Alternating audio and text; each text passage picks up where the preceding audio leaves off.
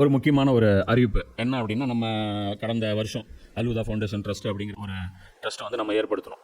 அந்த ட்ரஸ்ட்டின் வழியாக அல்லாஹ்வுடைய தீனுக்கு தக்குவியத் ஏற்படுத்தக்கூடிய செயல்கள், அது வந்து சில தாவா சென்டர்கள் உருவாக்குறதா இருக்கட்டும், சில தாய்க்களை உருவாக்குறதா இருக்கட்டும், சில புத்தகங்களை மொழிபெயர்க்கிறதா இருக்கட்டும், சிலருக்கு என்னென்ன ஃபெசிலிட்டி செஞ்சு கொடுத்தா அல்லாஹ்வுடைய தீனுக்கு பலம் ஏற்படுத்துமோ அதற்கான வகையில் நம்ம செலவு பண்ணக்கூடிய ஒரு வேலையை வந்து நம்ம இதை செஞ்சிட்ருக்கோம். இது வந்து ஜகாத்துடைய அமௌண்ட்டும் நீங்கள் கொடுக்கலாம்.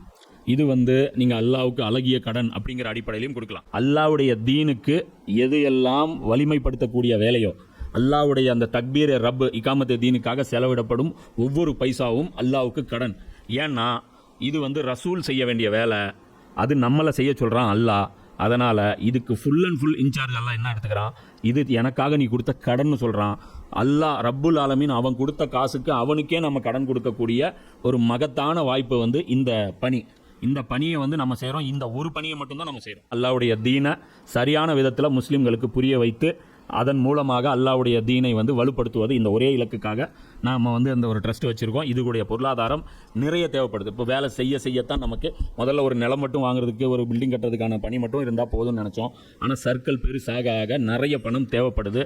நீங்கள் எந்த அளவுக்கு கான்ட்ரிபியூட் பண்ணுவீங்களோ அந்த அளவுக்கு நாமளும் வந்து அந்த வேலைகளை வந்து சிறப்பான முறையில் செய்ய முடியும். அதனால் ஒவ்வொருத்தரும் உங்களால் முடிஞ்ச உங்களுடைய பங்களிப்புகளை எல்லாம் நீங்கள் கொடுங்க. இப்போ வந்து உலகம் வந்து ஒரு பேனிக் மோடில் இருக்குதுன்னு சொல்லுவோம். டிரைவருக்கு தான் பிரச்சனை, ரோட்டில் கல்லும் குழியும் இருக்கிறது. நம்ம ஓரமாக உட்காந்து குளத்தில் இது பூகம்பத்துக்கு நான் வந்து ஒரு விளக்கம் சொல்லியிருந்தேன் அப்போவே. அப்போ அந்த விளக்கத்துலேருந்து இப்போ எடுத்திருக்கேன்.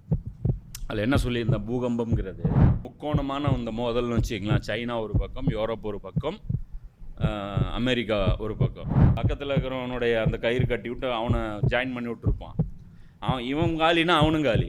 அப்போ நம்ம வந்து ஃப்ரீயாகவே போயிருப்போம். எப்போ யூரோப் என்னப்பா வேணாங்க, எப்பா மிடில் ஈஸ்ட்டு வேணாங்க, எப்பா ஈஸ்ட்டு வேணாங்க பலார்னு மட்டும் ஒரு அப்பா போய்ட்டு சுளீர்னு பார்த்தா 1000 வருஷத்துக்கு அது படிப்பினியாக இருக்கும். ஏன்னா எல்லா உத்தரவுகளும் இந்த வாயினால் தான் வருது. ஹதீஸ் வந்தாலும் இங்கே இருந்தால் வருது, ஆயத்து வந்தாலும் இங்கே இருந்தால் வருது. ரெண்டுக்கும் டிஃப்ரெண்ட்டும் இங்கே இருந்தால் வருது. ஒரு இளவும் மண்டையில் ஏற மாட்டேங்குது, எவனுக்கும் ஏற மாட்டேங்குது. பாதிக்கப்பட்ட மக்களை வெளியே துரத்துங்க, நாங்கள் கூத்தடிக்கணும் அப்படின்னா இருக்கிறதுலேயே பாவப்பட்ட மக்களை பார்த்து அவுஸு பில்லாஹி மினஷ் ஷைத்தானிர் ரஜீம் பிஸ்மில்லாஹிர் ரஹ்மானிர் ரஹீம் இன்னல் ஹம்துலில்லாஹ் நஹ்மதுஹு நஸ்தஈனுஹு நஸ்தக்ஃபிருஹு நுமினு பிஹி வ நதவக்கலு அலைஹி வ நஊஸு பில்லாஹி மின் ஷுரூரி அன்ஃபுஸினா வ மின் ஸய்யிஆத்தி அமாலினா மை யஹ்திஹில்லாஹு ஃபலா முஸில்ல லஹு வ மை யுضللஹு ஃபலா ஹாதிய லஹு வ அஷ்ஹது அல்லா இலாஹ இல்லல்லாஹு வஹ்தஹு லா ஷரீக லஹு வ அஷ்ஹது அன்ன முஹம்மதன் அப்துஹு வ ரசூலுஹு அம்மா பஅத். அல்லாஹும்ம ஸல்லி அலா முஹம்மதின் வ அலா ஆலி முஹம்மதின் கமா ஸல்லைத அலா இப்ராஹீம வ அலா ஆலி இப்ராஹீம இன்னக ஹமீதும் மஜீத். அல்லாஹும்ம பாரிக் அலா முஹம்மதின் வ அலா ஆலி முஹம்மதின் கமா பாரக்த அலா இப்ராஹீம வ அலா ஆலி இப்ராஹீம இன்னக ஹமீதும் மஜீத். ரப்பி ஷ்ரஹ் லி ஸத்ரி. இறுதி நூற்றாண்டில் இறுதி சமுதாயம், இந்த சப்ஜெக்டு இது ஆல்மோஸ்ட் அது முடிஞ்சு போன சப்ஜெக்டு. அது அப்பப்போ தேவைப்பட்டுச்சுன்னா லைட்டாக ஒரு அப்டேட் கொடுக்கலாம் அப்படின்னு சொல்லிட்டு அவாய்ட் பண்ணி வச்சுருந்தோம். இன்றைக்கி வந்து அது முக்கியமான ஒரு டெவலப்மெண்ட்ஸ் வந்து இந்த ட்ரம்ப் வந்ததுக்கப்புறம் நடந்திருக்கு.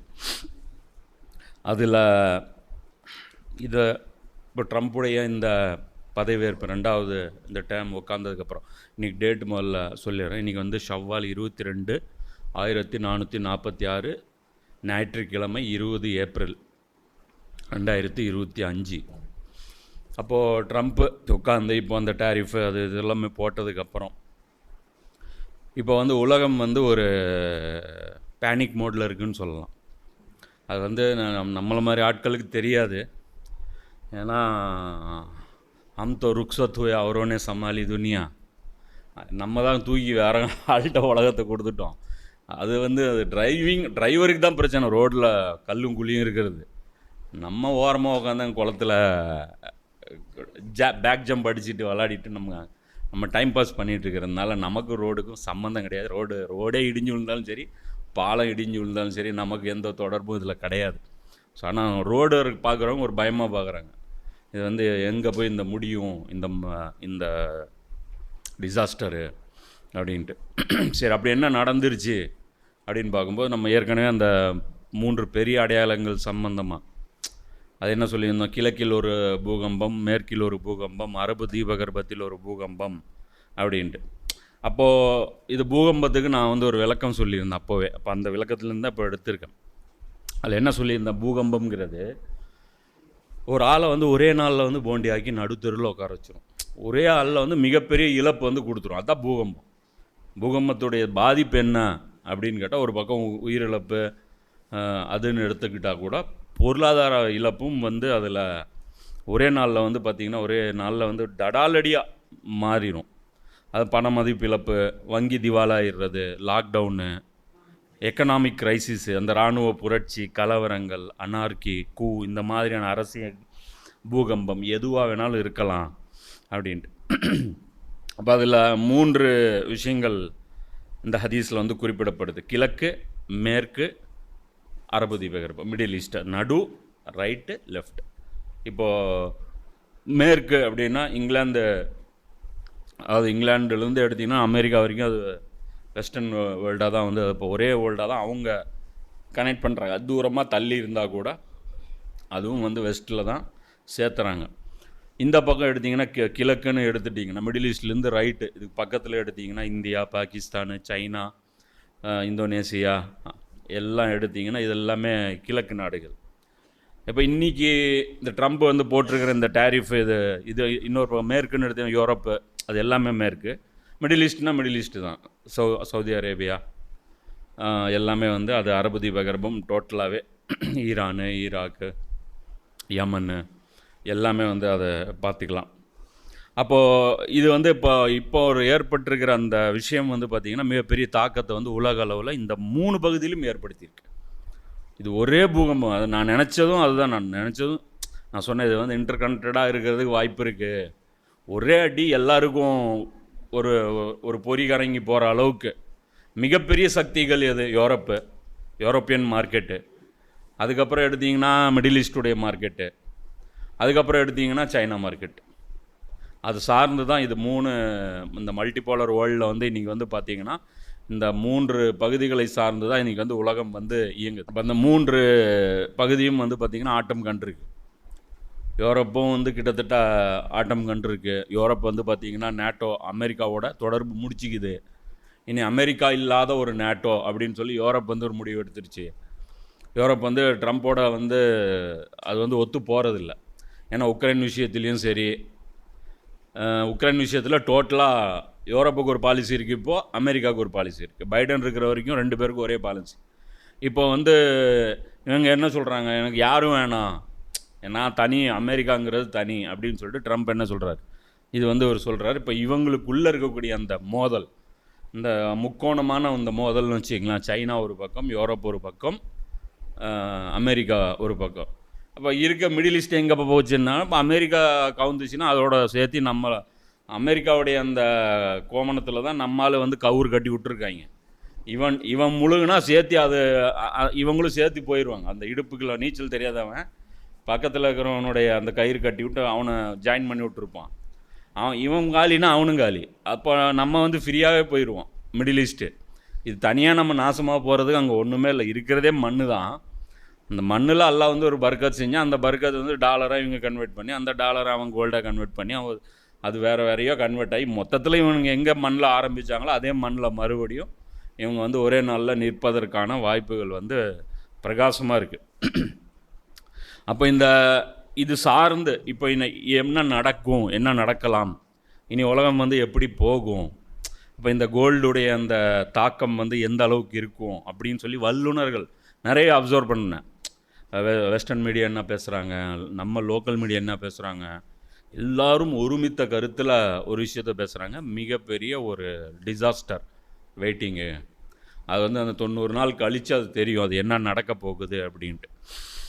ஸோ இதிலிருந்து நமக்கு என்ன படிப்பேன அப்படிங்கிறத இன்ஷா அல்லாஹ் குரான்லேருந்தும் ஹதீஸிலிருந்தும் இது வந்து எந்த அளவுக்கு இது பாரதூரமான விளைவுகள் ஏற்படுத்தும், இதோடைய சீக்வன்சஸ் என்னவாக இருக்கலாம் அப்படிங்கிற சில ப்ரெடிக்ஷன்ஸும் வந்து இதில் நம்ம பார்க்க போகிறோம். சில விஷயங்கள், சில முன்னெச்சரிக்கைகளும் வந்து நம்ம வந்து அதை எடுப்பதற்காக சில வாய்ப்புகளும் இதில் இருக்குது. இதில் அது என்ன அப்படிங்கிறது இன்ஷா அல்லாஹ் தொடர்ச்சியாக பார்ப்போம்.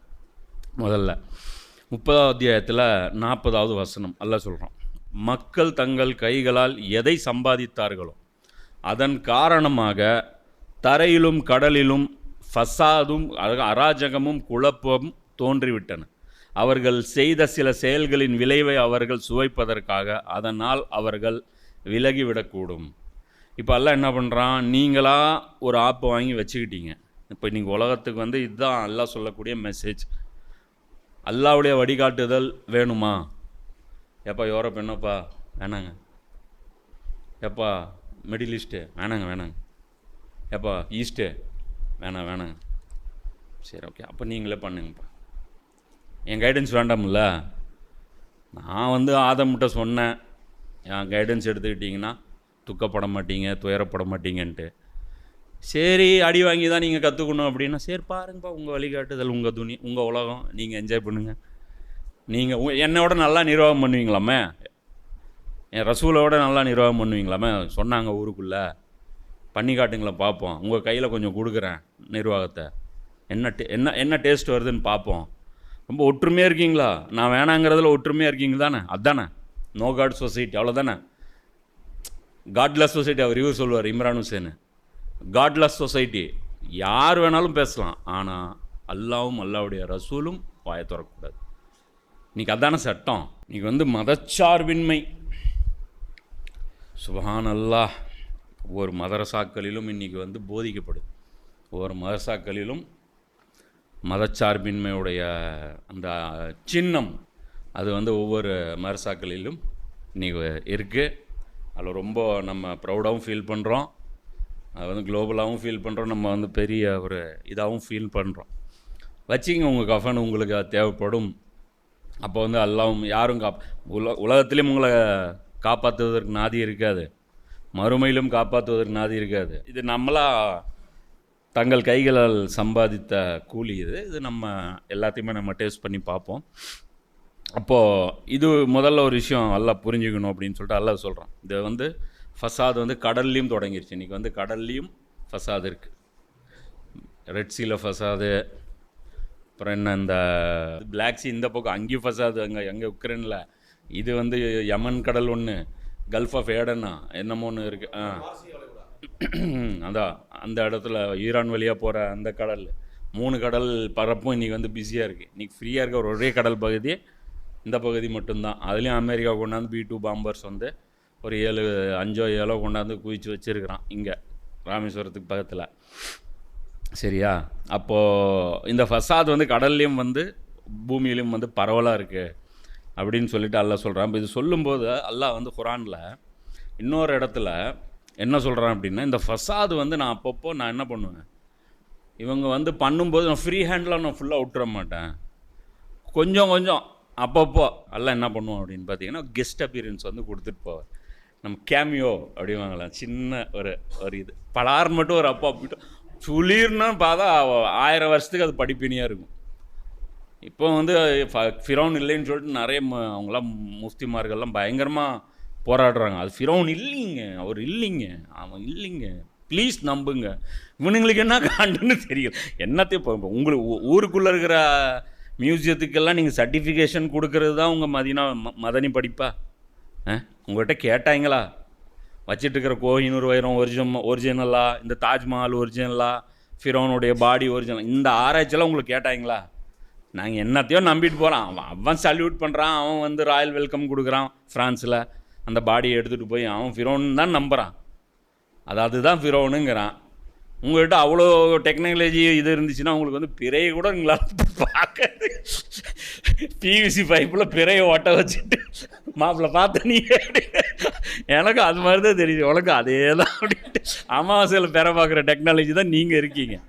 அதில் வந்து கார்பன் டெஸ்டிங்கு பண்ணுற அளவுக்கு நீங்கள் போய் அதில் வந்து இது ஃபிரௌன் 1 இல்லை 2 இல்லை அப்படின்னு சொல்லிட்டு எல்லாம் காமெடி பண்ணிகிட்ருக்காங்க. இப்போது இதில் விஷயம் என்ன இல்லைன்னா, ஒவ்வொரு காலகட்டத்திலையும் அல்லாஹ் வந்து அந்த கெஸ்ட் அப்பீரியன்ஸ் வந்து ஒரு கேமியோ வந்து அல்லாஹ் வந்து அப்படி ப்ளே பண்ணிட்டு போயிடும். ஏன்னா அல்லாவே முழு கேம் விளாட்னானா அப்புறம் மனுஷனுக்கு வந்து இங்கே ரோல் இல்லாமல் போயிடும்ல. ஏன்னா அல்லாவுடைய கூட்டத்தினர் இருக்கிறாங்க. அப்போ அல்லாஹ் அது சொல்கிறான், இறுதியில் அல்லாவின் அனுமதி கொண்டு அந்த ஜாலூத்துடைய அந்த சொல்கிறான். இது வந்து தாலூத் யார்? ஜாயிண்ட்டாக யார் அவன்? Goliath Adam Goliath. இன்றைக்கி வந்து சின்ன கூட்டம் பெரிய கூட்டத்தை ஜெயிக்கிறதுக்கு இன்றைக்கும் எக்ஸாம்பிள் எது? டேவிட்டு கோலியத்து தான். ஃபுட்பால் மேட்ச்சு அர்ஜென்டினா வந்து சவுதி அரேபியாட்ட தோத்துருச்சு. அந்த மேட்ச் எல்லோரும் என்னங்கிறாங்க? டேவிட் கோலியத் மேட்ச்சு, டேவிட் கோலியத், எல்லாம் டேவிட் கோலியத். மைண்டில் இருக்குல்ல ஒவ்வொருத்தங்கிட்டையும் அந்த ஒரே ஒரு கல். இன்றைக்கும் பேசுகிறீங்கல்ல தாவூதும் ஜாலூத்தும். படிப்பினா இப்படி இப்படி தான் பாடம் போகட்டும். அதெல்லாம் சொல்கிறான். ஃபசாத் எப்படி முடித்தான் பாரு. கோலியத் என்ன, அவன் வந்து அன்பீட்டபிள். டேவிட் யார்? டேவிட் வந்து ரொம்ப அற்பமானவர். ஆனால் விட்டார் பார் ஒரே ஒரு கல், காலி. ஆனால் உலகமே அப்படியே உலக வரலாறு வேறு மாதிரி மாறிடுச்சு. இல்லைன்னா உலக வரலாறு வேறு இடத்துல. அந்த ஒரு சின்ன பையன், அந்த சின்ன பையன் விட்ட அந்த உண்டி வில்லு பயங்கரமான ஆயுதமாக அது. உண்டி வில்லு. ஆனால் அடி, அந்த மாதிரி அடி இடி மாதிரி அல்லாஹ் கொடுத்து. அதான் சொல்கிறான், அல்லாவின் அனுமதி கொண்டு இறை நிராகரிப்பாளர்களை அவர்கள் முறியடித்து விட்டார்கள். தாவூத் ஜாலூத்தை கொன்றார். மேலும் அல்லாஹ் தாவூதுக்கு ஆட்சி அதிகாரத்தையும் ஞானத்தையும் அருளினான். மேலும் தான் நாடியவற்றையெல்லாம் அவருக்கு கற்றுக் கொடுத்தான். இவ்வாறு மனிதர்களில் ஒரு கூட்டத்தை பிரிதொரு கூட்டத்தை கொண்டு அல்லாஹ் தடுக்காவிட்டால் இந்த பூமியே குழப்பத்தால் சீர்குலைந்து போய்விடும். எனினும் அல்லாஹ் உலகத்தார் மீது பேரருள் புரிபவனாக இருக்கின்றான். இதுதான் அல்லாஹ் வந்து மக்களுக்கு, மனிதர்களுக்கு, நல்லவங்களுக்கு, இந்த தீமை வந்து மிகைச்சு போயிடும்போது இருக்கக்கூடியவங்களுக்கு ஆறுதல் சொல்லக்கூடிய ஒரு செய்தி. அப்போ அல்லாஹ் வந்து கொஞ்சம் ஃபசாது டேஸ்ட் பண்ணவும் விடுவான். ஒரு கட்டம் வரும்போது அந்த ஃபசாது நிறுத்தவும் செய்வான். சரி, இதுக்கு ஏதாவது ஒரு க்ரைட்டேரியா அல்லாஹ்கிட்ட இருக்கா அப்படின்னா இருக்குது. அல்லாஹ்கிட்ட ஒரு க்ரைட்டேரியாவும் இருக்குது. என்ன அப்படின்னு பார்த்தோம்னா, இது வந்து 251 தாவூத் நபியுடைய சம்பவம். அல்லாஹ்வுக்கு வந்து எல்லாம் என்ன பிடிக்காது அப்படின்னு பார்த்தீங்கன்னா, தன்னுடைய அடியார்களை அடுத்தவன் தனக்கு அடிமையாக ஆக்குவது அல்லாஹ்வுக்கு பிடிக்காது. என் ஃபிரௌன் என்ன பண்ணான்? அதான் பண்ணான். இது யார் பண்ணாலும் அல்லாஹ்வுக்கு பிடிக்காது. அல்லாஹ்வுடைய அடிமை சொந்தமாக இருக்கும். அவனை வந்து அவனை ஃப்ரீ ஹேண்டாக அப்படி விட்டுடணும். அவனை வந்து யாரும் போய் டிஸ்டர்ப் பண்ணக்கூடாது. அவன் வந்து என்னுடைய அடிமை, நான் அவனுக்கு அதிபதி அப்படின்னு அவனெல்லாம் கிளம்பி வரானோ அது வந்து அல்லாஹ்வுக்கு பிடிக்காத ஒரு செயல். இது வந்து அல்லாஹ் 3ஆம் அத்தியாயத்தில் 79 80 அல்லாஹ் சொல்கிறோம். இது எந்த அளவுக்கு சென்சிபிளான விஷயம் அல்லாஹ்விடத்தில் அப்படிங்கிறதெல்லாம் நீங்கள் புரிஞ்சுக்கணும். ஏன்னா அல்லாஹ்வுடைய பிரதிநிதியாக பூமியில் நடமாடுறது யார்? இறை தூதர்கள். அல்லாஹ்வுக்கு கட்டுப்படுங்கன்னா என்ன மீனிங்கு? ரசூல்லா கட்டுப்படுங்கன்னு தான் அர்த்தம். அல்லாஹ்வுடைய ரசூலுக்கு கட்டுப்படுங்கன்னா என்ன அர்த்தம்? ரசூல்லா கட்டுப்படுங்கன்னு தான் அர்த்தம். வேதத்துக்கு கட்டுப்படுங்கள்லாம் என்ன அர்த்தம்? முகம்மது கட்டுப்படுங்கன்னு தான் அர்த்தம். மலக்குமார்களுக்கு கட்டுப்படுங்கள்லாம் என்ன அர்த்தம்? முகம்மது கட்டுப்படுங்கன்னு தான் அர்த்தம். மறுமை பயந்து கொள்ளுங்கள்லாம் என்ன அர்த்தம்? முகம்மதை பயந்து கொள்ளுங்கள்னு அர்த்தம். முகம்மதுடைய திருப்தியை பெற்றுக்கொள்ளுங்கள், சொர்க்கம் கிடைக்கும். இதுதான் சிம்பிள். முகம்மதை அதிருப்திப்படுத்தாதீர்கள். அப்படி பார்க்கும்போது ரசூல்லாவுடைய இமேஜ் எவ்வளோ பூஸ்டாக நிற்கிது. அப்போ அந்த பூஸ்ட்டை வந்து கரெக்டாக எல்லாம் எங்கே கொண்டு வரோம் பாருங்கள். அப்போ தான் வரம்பு மீறி அல்லாஹ்வுடைய நபியை வந்து மகன்னு சொல்லக்கூடிய அந்த கூட்டத்தார்கிட்ட கிளாஸ் எடுத்துகிட்டு வர்றான். 3ஆம் அத்தியாயத்தில் தான் ஈசா நபியை பற்றி எல்லாம் அப்படி சொல்லி, இல்லை அவர் இப்படி தான் சொல்லும்போது இங்கே பார்க்குறாங்க, அந்த கிறிஸ்தவர்கள்லாம் பார்க்குறாங்க இல்லையா, என்ன இமேஜ். அதுதான் சொல்கிறார்ல மற்றவங்க கூட, நான் உலகத்தில் எங்கேயுமே பார்க்கல, இவ்வளோ மரியாதை கொடுக்குற ஆட்களை நான் பார்க்கவே இல்லை. அவர் எச்சு துப்புனா எடுத்து பூசிக்கிறாங்க, அவர் நடந்தால் அப்படி இது பண்ணிக்கிறாங்க, அவர் வேர்வை இப்படி சிந்தனா எடுத்து இது பண்ணிக்கிறாங்க அப்படிங்கும்போது அல்லாஹ் கிளியர் பண்ணுறான். இவர் யார் தெரியுமா? அல்லாஹ் சொல்கிறான், ஒருவருக்கு வேதத்தையும் இறை தூதுத்துவத்தையும் ஞானத்தையும் வழங்கியிருக்க அதனை பெற்ற பின்னர், அந்த நபி வந்து ஞானம்னா என்னன்னு தெரியாமல் இருந்தார், வேதம்னா என்னன்னு தெரியாமல் இருந்தார், இதெல்லாம் வாங்கிட்டு நீங்கள் அல்லாவை விட்டு எனக்கு அடிமைகளாகி விடுங்கள் என்று மக்களிடம் கூறுவது அவருக்கு அனுமதிக்கப்பட்டதன்று. உங்களுக்கு பார்க்கிறதுக்கு முகம்மது ஸல்லல்லாஹு அலைஹி வஸல்லம் அவர்களுக்கு அடிமையாகி விட்டார்கள் இந்த கூட்டம் அப்படின்னு உங்களுக்கு காட்சி தருது. ஆனால் இவர் வந்து தனக்கு அடிமையாக இவர் ஆக்கலை. நான் தான் இவர்கிட்ட இப்போதைக்கு டெம்பரரியாக இந்த வேலையை கொடுத்துருக்கிறேன். யார்? கிறிஸ்தவர்களுக்கு மெசேஜ் இது. ஏன்னா அங்கே ராங் மெசேஜ் வந்து கன்வே பண்ணிடக்கூடாது. இல்லை பாடுறா நாங்கள் வந்து ஈசா நபியை வச்சுட்டு இருந்தோம், அவர் ஈசா நபியோடைய அந்த இடத்த வந்து ரீப்ளேஸ் பண்ணுறதுக்கு வந்துட்டு தன்னை வந்து அந்த இடத்துல கிளைம் பண்ணிக்க பார்க்குறாருன்ட்டு வந்துடக்கூடாது. ஏன்னா எல்லா உத்தரவுகளும் இந்த வாயினால் தான் வருது. ஹதீஸ் வந்தாலும் இங்கே இருந்தால் வருது, ஆயத்து வந்தாலும் இங்கே இருந்தால் வருது. ரெண்டுக்கு டிஃப்ரெண்ட்டும் இங்கே இருந்தால் வருது, விளக்கமும் இங்கே இருந்தால் வருது. இவரை புகழ்ந்து இங்கே இருந்தால் வருது, இவரை விமர்சிச்சும் இங்கே இருந்தால் வருது. அப்போது மக்கள் கன்ஃபியூஸ் ஆகிடக்கூடாதுங்கிறத எல்லாம் கிளியர் பண்ணிடுறேன். இங்கே இவருக்கு நீங்கள் அடிமை கிடையாது, ஆக்கிறதுக்கு நான் வந்து பர்மிஷனும் கொடுக்கல அப்படின்ட்டு அல்லாஹ் அது சொல்கிறான். அவர் வந்து அப்படி சொல்ல மாட்டார். மாறாக நீங்கள் ஓதிக்கொண்டும் கற்றுக் கொடுத்து கொண்டும் இருக்கும் வேத அறிவுரைகளின் தேட்டப்படி ரப்பானியன்களாக திகழுங்கள், இறைவனுக்குரியவர்களாக ஆகிவிடுங்கள். இதுதான் அவர் சொல்லுவார், அப்படி அவர் சொல்ல மாட்டார் அப்படிங்கிறத அல்லாஹ் சொல்கிறான். அப்போ இன்றைக்கி மனித குலம் எப்படி இருக்குன்னு கொஞ்சம் கற்பனை பண்ணி பாருங்க. இன்றைக்கி வந்து நன்மை தீமை பிரித்து பார்க்கக்கூடிய அந்த கெப்பாசிட்டி, அந்த கேப்பபிலிட்டி மனிதனுக்கு இருக்கா? இழந்துட்டான். புரியுதா? இன்றைக்கி வந்து சில சினிமாக்களில் வந்து டைலாக் வந்து அந்த அரசியல்வாதிகள் பேசுகிறது வந்து இருக்கும். என்ன அப்படின்னா, நம்ம நினச்ச இடத்துல இவங்களை செலுத்த முடியுது திசையில். நம்ம லெஃப்ட்டு போகணும்னு நினச்சா இவங்க லெஃப்ட்டு போகிறாங்க. இந்த ஆட்டு விற்கிறதுல ஒரு போதை, அந்த போதை வேறு எதுலேயுமே இல்லை அப்படின்னு சொல்லிட்டு அவன் டைலாக்லாம் அடிக்க வைக்கிறேன். என்ன இப்போ சூர்யாவுடைய அந்த புதுசு அந்த ரெட்ரோ அதில் அவன் சொல்கிறான், போரில் இருக்கிற போதை வேறு எதுவுமே இல்லை, போர் வரணும், போதும் அந்த டெமோக்ரஸி. அவன் சொல்கிறான். படத்துக்கும் டெமோக்ரஸிக்கு என்னடா சம்பந்தம்? கேங்ஸ்டர் படம் ஒன்று, ரவுடிசத்தை பற்றி பேசணும், இந்த ஏரியா எந்தா உந்தாங்கிறது தான் பிரச்சனையாக இருக்கும். ரவுடிங்களுக்கு இதுதான் இது. அவன் பேசுகிற டைலாக்ஸ் எப்படி ஹிடன் மெசேஜ் வைக்கிறாங்க. இந்த டெமோக்ரஸி, இந்த அமைதி, இந்த காலையில் சாப்பிட்டு நைட்டு வீட்டுக்கு போய் தூங்குறது, இந்த உலகம்லாம் போர் அடிக்குது, சீக்கிரம் வா சண்டை போடுவோம் அப்படிங்குது. சீக்கிரம் வா சண்டை போடணும், உண்மையான போரில் தான் இன்பம் இருக்குது அப்படிங்கிறான். அப்போ அவன் கேட்குறான், தொடங்கிடலாமா அப்படிங்கிறான். டே என்ன ஏட்டா டெமோக்ரஸிக்கு உங்கள் படத்துக்கு என்னடா கான்செப்ட்டு? அந்த படத்தில் அவன் அரசியல்வாதியும் கிடையாது, அந்த ஹீரோ அவன் சட்டை இல்லாமல் எவனோ ஒரு பொறிக்கு மாதிரி இருக்கான். என்ன அவன் வந்து பேசுகிறான் டெமோக்ரஸிங்கிறான் அதுங்கிறான். என்ன மெசேஜ் அந்த சப்கான்ஷியஸ் மைண்டில் அது அவங்க கொண்டு போகிறாங்க. அப்போ இன்றைக்கி ஆட்டு மந்தை ஆய்க்கப்பட்டோமா இல்லையா? முற்றிலும் வந்து அவங்க விரும்புகிற திசையில் நம்ம வந்து யோசிக்கிறோமா இல்லையா? ஒரு விஷயம் நல்லது, அவங்க டியூன் பண்ணால் நாளைக்கு இந்த விஷயம் நல்லதுன்னு அவங்களால ப்ரூவ் பண்ணிட முடியும். மெஜாரிட்டி மக்கள் நாளைக்கு உங்கள்கிட்ட வந்து டிபேட் பண்ணுவாங்க, இது நல்லதும்பாங்க. நீங்கள் அவங்ககிட்ட எவ்வளோ தலையில் கன்வின்ஸ் பண்ணுங்க ஒத்துக்க மாட்டாங்க. இந்த மொபைல் ஃபோன் வந்ததுலேருந்து இந்த ஃபேக் நியூஸு, ப்ராப்பகண்டாஸு இது எல்லாம் ஆயிடுச்சு. என்ன ஆயிடுச்சு அப்படின்னு பார்த்தீங்கன்னா, இது வந்து டோட்டலாக வந்து என்ன ஆயிடுச்சு, மனிதன் வந்து அவனுடைய அந்த கெப்பாசிட்டியை இழந்துட்டான். இப்போ இந்த கெப்பாசிட்டி இழந்துட்டா என்ன சரி, அல்லாவுக்கு என்ன இங்கே கெட்டு போயிடுச்சு? ஒரு விஷயம் நீங்கள் நினச்சி பாருங்கள், இங்கே என்ன கெட்டு போயிடுச்சு அல்லாவுக்கு? இந்த உலகம் எல்லாம் படைச்சது சோதனைக்கு. அப்போ சோதனைங்கிறது அறிவு வந்து சுயமாக செயல்படணும். சுயமாக அறிவு செயல்படுவதை நீங்கள் தடுத்துட்டீங்க அப்படின்னா அல்லாவுடைய சோதனை நின்றும். புரியுதா? இப்போ யோசிக்கிறதுக்கு இங்கே யாருக்காவது இப்போ சொந்த மூளை யாருக்காவது இருக்காப்பா? சொந்தமாக யாராவது சிந்திக்கிறாங்களா? இல்லை. அப்போது சிந்திக்கிற ஆற்றல் நீங்கள் தூக்கிட்டீங்க அப்படின்னா அல்லாவுடைய கேம் வந்து நீங்கள் ஸ்பாயில் பண்ணிட்டீங்க. அல்லாவுடைய அந்த பர்பஸை வந்து நீங்கள் ஸ்பாயில் பண்ணிட்டீங்க. அப்போ இனி அல்லாஹ் என்ட்ரி கொடுத்தே ஆகணும். புரியுதா நான் சொல்கிறது? லாஜிக்காக இருக்கா?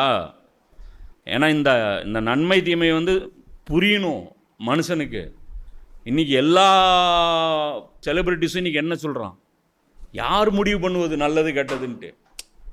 தமிழ் பக்கிசம் வந்து அவர் வந்து அவர் பேசுகிறாரு, பெண்ணை வந்து எல்ஜிபிடி இதெல்லாம் வந்து தீமையான விஷயம்னு நான் சொல்லலை, ஆனால் எனக்கு தீமையாக படுது.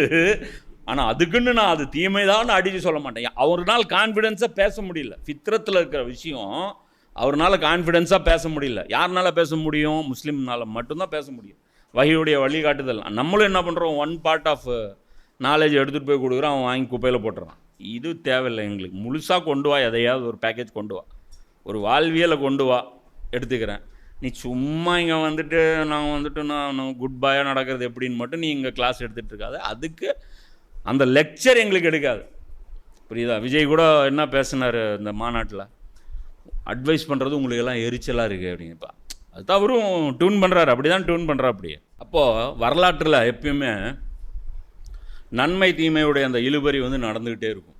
ஒரு பக்கம் அல்லாவுடைய கூட்டத்தினர் வேலை செஞ்சுட்டே இருப்பாங்க, ஒரு பக்கம் ஷைத்தானுடைய கூட்டத்தினர் வேலை செஞ்சுட்டே இருப்பாங்க. இந்த இந்த இழுபறி இருக்கிற வரைக்கும் அல்லாஹ் என்ன பண்ணுவான், விட்டு வைப்பான். ஓகே, நம்ம டீமும் வேலை செய்யுது, இந்த டீமும் வேலை செய்யுது. அப்போ இது மிஸ்பேலன்ஸ் ஆகி ரொம்ப டாமினேட் பண்ணி ஒரு ஓவராக ஆயிட்டு நல்ல மக்கள், அதாவது அந்த நபியும் அந்த நபியுடைய வேலையை செய்யக்கூடிய மக்களும் வானத்தை நோக்கி இப்படி பார்க்க ஆரம்பிச்சிட்டாங்கன்னு வச்சுக்கிங்க. அந்த ஸ்டேஜ் வந்துருச்சு அப்படின்னா அப்போ அல்லாஹ் வந்து பதில் கொடுத்துருவோம். நேற்று ஒரு வீடியோ பார்த்தேங்க, ஒரு ஒரு எதிர்கருத்தாளி, சரியா, எதிர்கருத்தாளி, இங்கே யார் எதிர்கருத்தாளி அப்படின்னு நீங்கள் முடிவு பண்ணிக்கிங்க, சரியா. அவர் வந்து பேசுகிறார், என்ன சொல்கிறாருன்னா, முஸ்லீம்களை வந்து நீங்கள் கவலைப்படாதீங்க, நீங்கள் வந்து உங்கள் மதத்தை மட்டும் நீங்கள் காப்பாற்றுறதுக்காக பாடுபடுங்க, அதுக்காக நீங்கள் முயற்சி செய்யுங்க. முஸ்லீம்களை டைவர்ட் பண்ணுறதை பற்றி நீங்கள் கவலைப்படாதீங்க, அது ஆல்ரெடி நாங்கள் பண்ணிட்டோம் அப்படின்னு சொல்கிறாரு. சரி, முஸ்லீம்களை எந்த பிளாட்ஃபார்ம் மூலமாக டைவர்ட் பண்ண முடியும்? இந்த ஒரு 3 ஸ்டெப் இருக்குல்ல எல்லா பில்டிங்லேயும், இந்த ஒரு குச்சி கூட வச்சுட்டு அந்த 3 ஸ்டெப்பு கஷ்டப்பட்டு ஏறுவார்ல, அங்கே நின்றுட்டு தான் வழி கெடுக்க முடியும், வேறு எங்கேயும் வழி கெடுக்கலாம் முடியாது. அங்கே தான் உங்களுக்கு வந்து உல்டா பட்டி வந்து அங்கே வந்து உங்களுக்கு வந்து உங்களுடைய அந்த கரப்ஷன் வந்து அங்கே இருந்தால் உங்களுடைய வாஷிங் மிஷின் அங்கே இருக்குது, அங்கே தான் உங்களுக்கு வந்து ஸ்க்ரூ கொடுக்கப்படும். இப்போது இந்த விஷயத்தை அல்லாஹ் வந்து சொல்கிறேன். இப்போ இந்த இந்த இந்த மைண்டு வந்து மூளை செலவு இதெல்லாம் நடக்கும்போது அல்லாஹ் வந்து இதை பற்றி வந்து பார்த்திங்கன்னா 89 அத்தியாயத்தில் அழகாக வந்து அல்லாஹ் அது பட்டியல் போடுறோம். மேலும் முலைகளுடைய ஃபிரௌனுடனும் உம்முடைய இறைவன் எவ்வாறு நடந்து கொண்டான் என்பதை நீர் கவனிக்கவில்லையா? ஃபிரௌனை எப்படி நான் டீல் பண்ணேன்னு பார்க்கலையா? அவன் என்ன பண்ணான் அது பார்க்கலையா? படிப்பனே வேண்டாமா? அந்த மக்களோ உலக நாடுகளில் வரம்பு மீறிய செயல்களில் ஈடுபட்டு கொண்டிருந்தார்.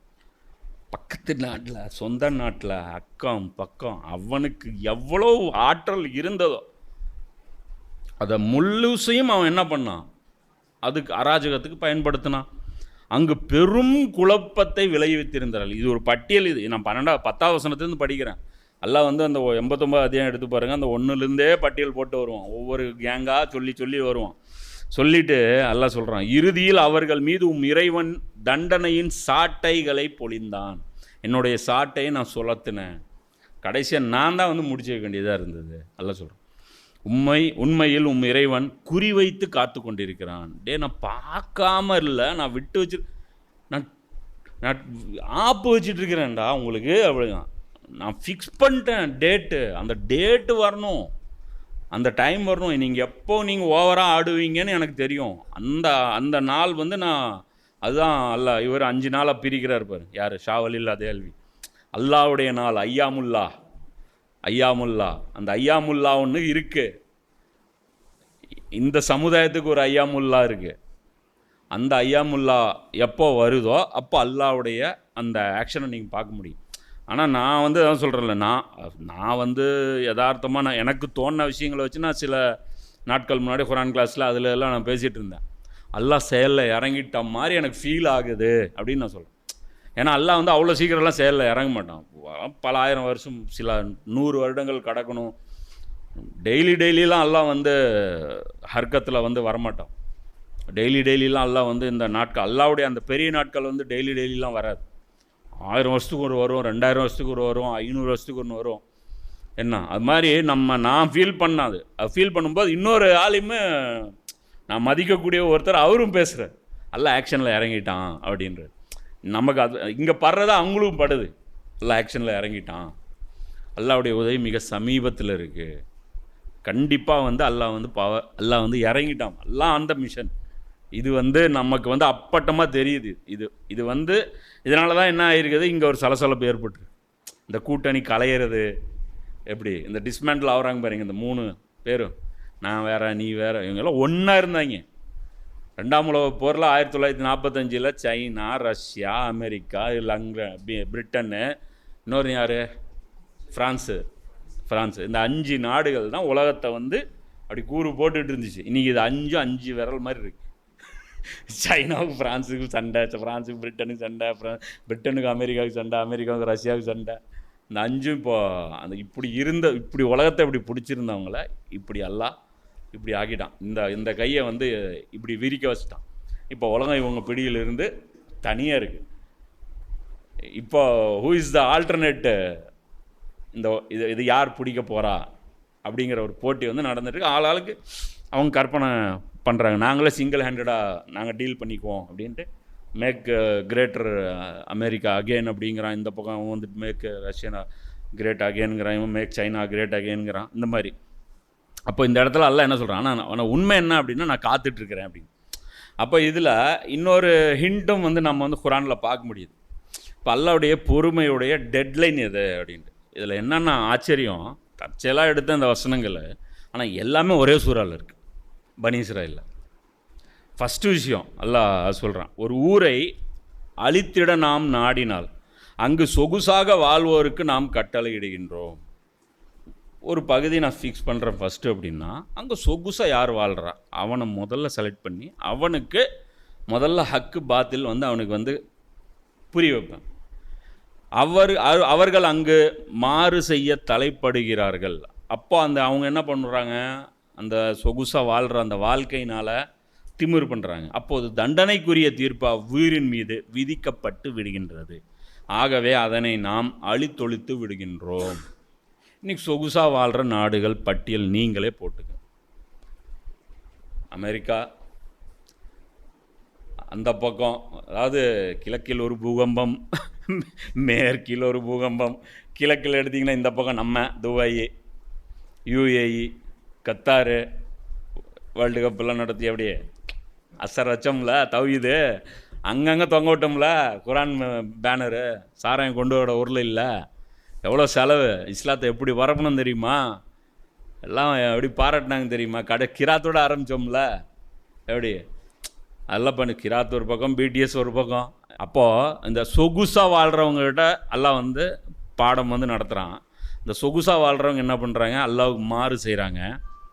அப்போ மாறு செய்யும்போது அல்லாஹ் சொல்கிறான், அதனை நாம் அழித்தொழிகின்றோம் அவ்வுயிரின் மீது.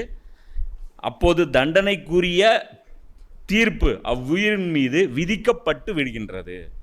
ஹுஜ்ஜத்து நிறைவேறான் அல்லாஹ். ஓகேப்பா, கொடுத்த காசுக்கு நான் கொடுத்த செல்வங்களை சிறப்பான முறையில் ஹேண்டில் பண்ணீங்க, அருமையான டிஸ்ட்ரிபியூஷன். ஒரு பக்கம் பசியில் சாகிறாங்க, இன்னொரு பக்கம் நீங்கள் உங்களால் என்ன பண்ண முடியுமோ அப்படின்னு சொல்லிட்டு நீங்கள் புதுசாக அரேஞ்ச் பண்ணுறீங்க. இப்போ சொர்க்கம்ங்கிறாங்க, காபா மாதிரி ஒரு கியூப் கட்டுறாங்க. கேட்டால் அது நம்ம கண்ணுக்கு காபா மாதிரி தெரியுது, அவங்க கண்ணுக்கு அது வேறு மாதிரி தெரியுது. என்ன இருக்கிறதுலே வந்து அந்த ஷேப்பில் வந்து ரியாதில் வந்து அவ்வளோ பெரிய அந்த பில்டிங் அது கட்டுறாங்க. இப்போது சரி, அந்த க்யூப் மாதிரி ஒரு கேட்டால் அந்த க்யூபாமா, cube city, line city, Neom city, என்ன விதவிதமான சிட்டிகள் அவங்க உருவாக்குறாங்க. இப்போ எல்லாம் சொல்கிறான், அவங்க மேலே ஹுஜ்ஜத்து நிறுவிட்டோம், தண்டனை உடனே வராது. ஹுஜ்ஜத் ஒரு நாள் நல்லா நிறுவிடுவான். மூசா நபி என்றைக்கோ போய் ஃபைனல் பேசிட்டு வந்திருப்பார். கிளம்பி போகிறது ஒரு டேட் இருக்கும், அல்லாவுடைய சுன்னத்தை எப்படி. ஏன்னா சேம் டேட் கிளம்புனா அவனும் அதான் எதிர்பார்த்துட்டு இருப்பான். ரசூல்லா என்றைக்கோ வந்து தாவா நிறுத்திட்டாங்க 3 வருஷத்துக்கு முன்னாடி. ஆனால் ஹிஜ்ரத் பண்ணது 3 வருஷம் கழிச்சு. அனுமதி கிடச்சது அல்லாஹ் எப்போ கொடுத்தாங்க, அல்லாஹ் 3 வருஷம் கழிச்சு தான். 3 வருஷம் வெயிட்டிங் லிஸ்ட்டில் வச்சான்ல. ஆனால் ஹுஜ்ஜத்து நிறுவிருச்சு, அதுக்கப்புறம் தாவா கிடையாது. ரசூல்லா சொல்கிறது என்ன, ஒரு போருக்கு போனீங்கன்னா முதல்ல அழைப்பு எடுக்கணும், இஸ்லாத்தை நோக்கி அழைப்பு எடுக்கணும்.